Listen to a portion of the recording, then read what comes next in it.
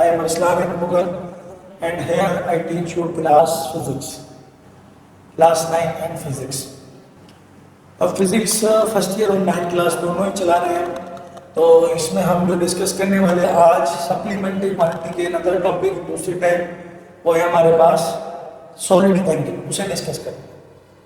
अब जरा देखते हैं कि हमारे पास सप्लीमेंट्री क्वांटिटी में सॉलिड एंगल क्या होता है। आज का जो हमारा लेक्चर है वो लेक्चर नंबर 4, लेक्चर नंबर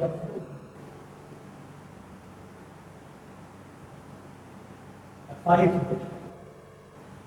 चलिए, और टॉपिक जो है वो हमारे पास है फिजिकल क्वांटिटी।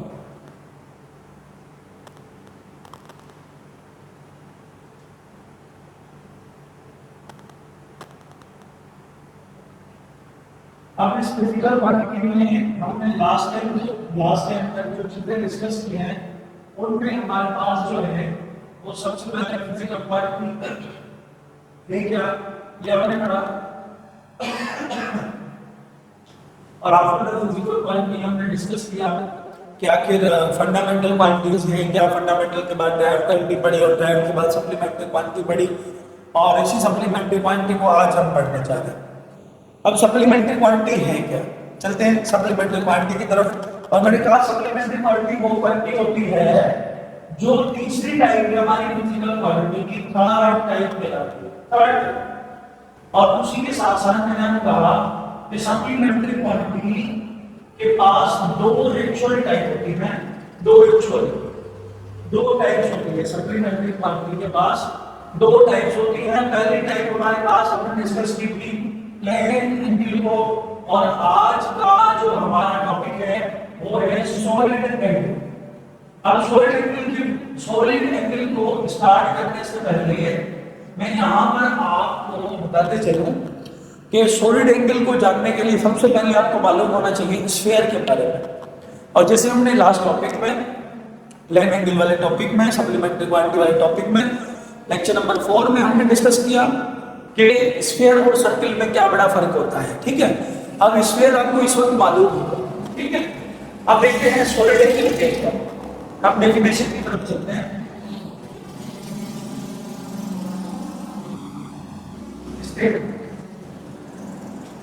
अच्छा, स्टेटमेंट से पहले हम अगर इसकी पॉइंट की तरफ चले, कुछ मेजर थिंग्स जिन पर अप्लाई होता है याद रखना। Solid angle it is only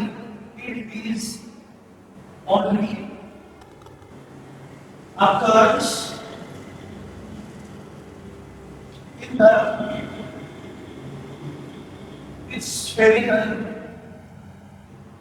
spherical body। ये सिर्फ और सिर्फ पाई जाती है स्फेरिकल बॉडी में और किसी बॉडी में पाई नहीं जाती। याद रखना इस बात। यहाँ पर कोई अगर हम बात करें दूसरी चीज, अगर मैं इसकी बात करूं, याद रखना, और स्फेरिकल बॉडी जो होती है it is three-dimensional body.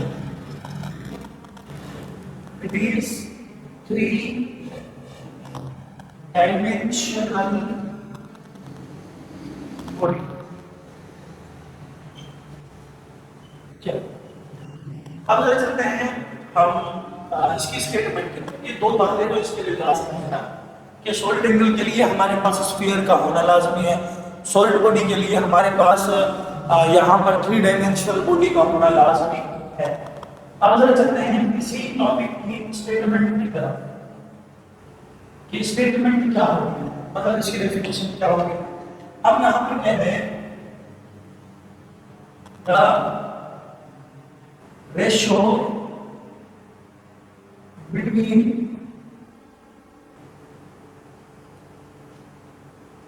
The ratio between sphere of area.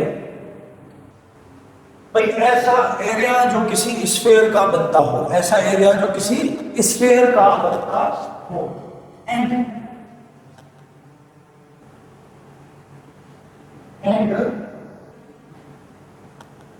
Square of the radius of sphere is called solid angle, उसे हम नाम दे देंगे किसका, सॉलिड एंगल। अब सवाल था कि इस डेफिनेशन का कहने का मतलब क्या है, जरा देखिए। सपोज करो कि यहाँ पर ये एक स्फीयर कंसीडर करते हैं कि ये ना मेरे पास एक स्फीयर है और इस स्फीयर में हम किसी पार्ट को, किसी भी यहाँ पर पार्ट को सिलेक्ट करते हैं। जैसे मैंने कहा कि it is a mid point, it is a mid point, it means the angle is subtended, a code definition, the solid angle is subtending by surface area of the sphere and square of the radius, square of the radius of sphere is called solid angle, उसे हम नाम देते हैं किसका, solid angle। देखो क्या है, solid angle जो बनता है, solid angle जो बनता है किसके द्वारा बनता है, सरफेस एरिया। अब सरफेस एरिया किसकी बात कर रहा हूं, मैंने सिलेक्ट किया किसी पार्ट को, ये हमारे पास एक हो गया पार्ट, ये किसका पार्ट हो गया, मैं थोड़ा और बेहतर जो ध्यान रखें कि हमने कहा कि ये हमारे पास एक हिस्सा हो गया किसका, किसी स्फीयर का। अब इसी स्फीयर के हिस्से में हम एक दो रेडियस ड्रा करेंगे यहां पर।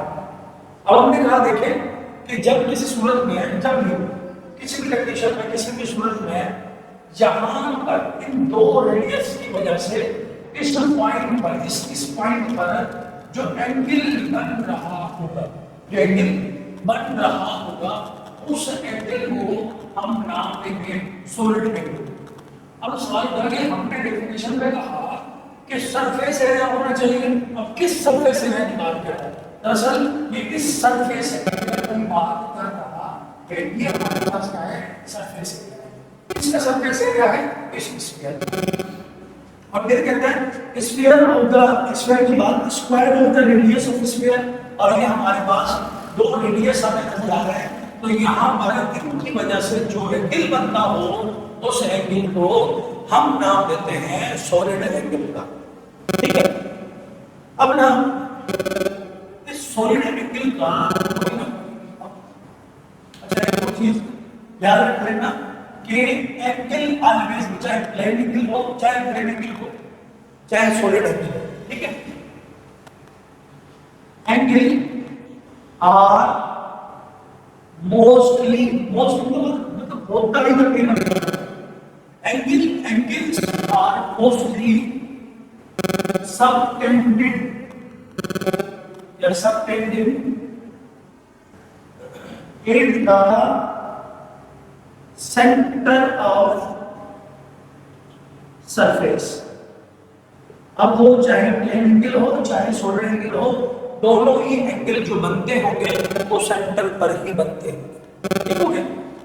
अब इसके बाद हमारे पास होता है कि द असाइनमेंट क्या कहलाता है, ये दोनों ही डेफिनेशन है।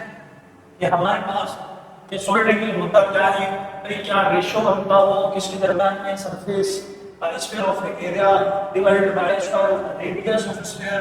और इस तरह से हमने कहा ऐसा एंगल जो बनता हो किसकी वजह से, surface area of sphere and square of radius, और एंगल बनता हो कहां पर बनता हो, वो बनता हो centre of the sphere, surface of sphere क्या है, स्फीयर में वो बनता। चलिए अब जरा बात करते हैं किसकी, इसके असाइनमेंट से पहले हम जरा इसके फार्मूले की बात करें कि फार्मूला ऑफ सॉलिड एंगल क्या है। तो फार्मूले के लिहाज से हम इसको रिप्रेजेंट करते हैं कुछ इस तरह के सिंबल से, ठीक हो गया। अब ये इक्वल रहेगा, सॉलिड एंगल बराबर रहेगा जिसके डेफिनेशन में कहा, डेफिनेशन में क्या है, सरफेस एरिया। अब हमने क्या लिखा ऊपर, सरफेस एरिया, ये सरफेस एरिया हो गया, ठीक हो गया। फिर क्या कहता है, कहता है ऑफ स्फीयर, स्फीयर के एंड, और दूसरी चीज जो है हमारे पास square of the radius, square of radius. ऐसा इसको और सिंपल अगर हम करते हैं, देखिए हमारे पास क्या हो जाएगा, एरिया हो जाएगा ऊपर और नीचे हो जाएगा रेडियस स्क्वायर, ठीक हो गया। ये हमारे पास हो गया इसका फार्मूला। और इसी तरह से अगर हम इसके यूनिट की बात करते हैं तो हमने कहा the SI unit, the SI unit of solid angle is state area. State area होता है इसका एसआई यूनिट, सॉलिड एंगल का एसआई यूनिट जो होता है वो क्या होता है, स्टेट एरिया होता है, ठीक है। अब जरा देखिए, अब जरा हमारे पास होता है कि ये स्टेट एरिया क्या होता है, व्हाट इज स्टेट एरिया। अब स्टेट एरिया के लिए आप डेफिनेशन क्या लिखेंगे, बस जो सिंपल सी बना ली है। अब हमने कहा कि स्टेट एरिया की डेफिनेशन लिखते हैं, state area is a solid angle, ठीक है। स्टेट एरिया क्या है, सॉलिड एंगल है जो कितने डायमेंशनली बॉडी की होती है, 3 डायमेंशनली बॉडी होती है, 3 डायमेंशनल बॉडी, ठीक है। 3 डायमेंशनली बॉडी होती है, सॉलिड एंगल का 3 dimension is subtended by subtending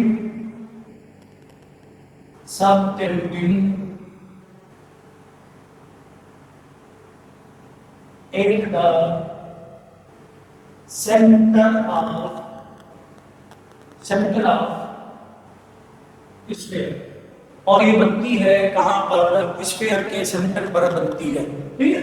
और इधर ये बाय, अब किसके जरिए बनती है, by surface area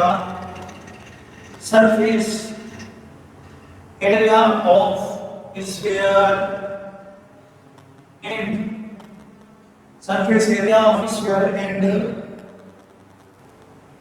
square of radius of इसलिए, और किसके लिए बनता है, रेडियस किसके जरिए बनता है, तो हमने कहा कि surface area of the sphere और square of the radius of the sphere के द्वारा बनना होता है, उसे हम नाम देते हैं स्केल एरिया का, ठीक हो गया। चलिए अब it is equal to scale area, ठीक हो गया, क्लियर है, हाथ रख, कोई दिक्कत नहीं है। चलिए अब चलो, ये हमारे पास टॉपिक हो गया किसका, स्केल रेडियन का। अब हमने कहा कि ये एंगल जो है हमारे पास सिंपल कुछ इस तरह से बनती है। अब सवाल था कि सप्लीमेंट्री और प्लेन एंगल की जरूरत कहां पर होती है, जरूरत कहां पर होती है। अगर इन दोनों के अगर डिफरेंशिएट डिस्कस करें हम, तो हम कह सकते हैं प्लेन एंगल जो बनता है वो 2 डायमेंशनल बॉडी में, सरफेस एंगल जो सॉलिड एंगल बनता है वो 3 डायमेंशनल बॉडी में बनता है।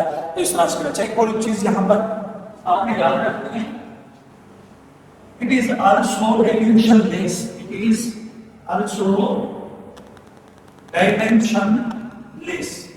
ये क्या होता है, डायमेंशनलेस, माने इसके पास कोई डायमेंशन मौजूद नहीं।